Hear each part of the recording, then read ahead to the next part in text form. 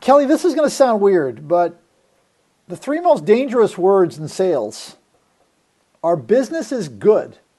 Mm, And I Google a lot of different things to try and find some ideas to keep these short attention span webinars fresh and new. And this one I came across, the danger that I forgot what it was called, the danger of good business or something. But and I mm-hmm. knew what was coming. And Yeah. we were talking about this before hitting the record button here, but the first part of it is, let me back up. The premise is that a business consultant is listening to a client. The client is saying business is going great.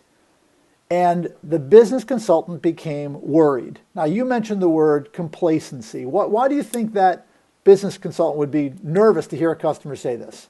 Well, again, there's what a business, I mean, I think a business consultant is going to be concerned about the big and overall context of that. What does that actually mean? Are you meaning compared to last year, which may not have been a great year? Is it that you're measuring this based on total sales, profit, things like that? To me, I would be as a sales coach talking about behavior, my Yeah, concern would be once a person gets comfortable, they stop working hard. right. They're going to stop prospecting. They're going to start telling themselves that they're comfortable and that the numbers are good.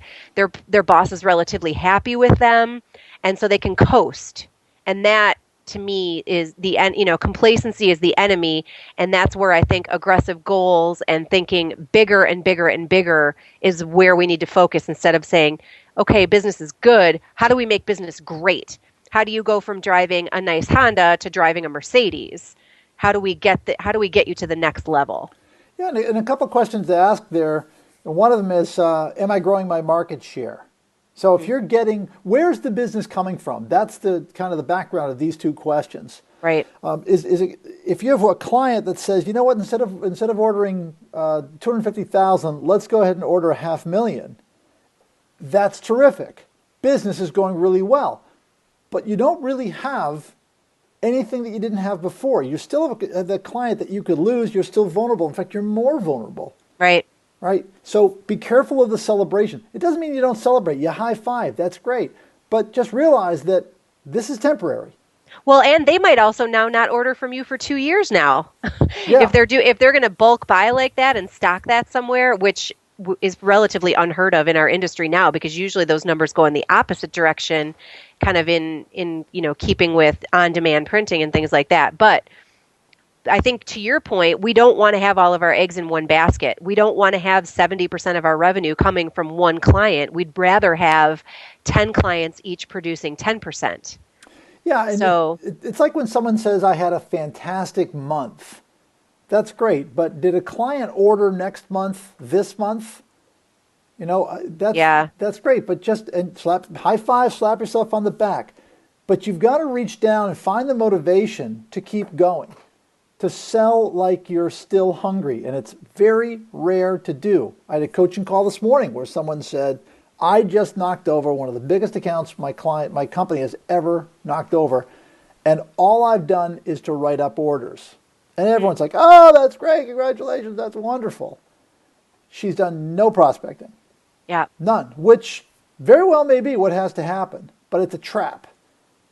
That's where Well, and again, as a coach, I would want to be talking about delegation and consistency. yeah, So, in that particular case where now her income's going to go up, she can absolutely tell herself the story that she doesn't have the time to do anything else, and the company isn't, she has to take on too much of the customer service role and too much quality control, when in fact she should be demanding that there be a supporting team surrounding that so that she can get back on the sales horse and go get the next one, because she obviously has it in her.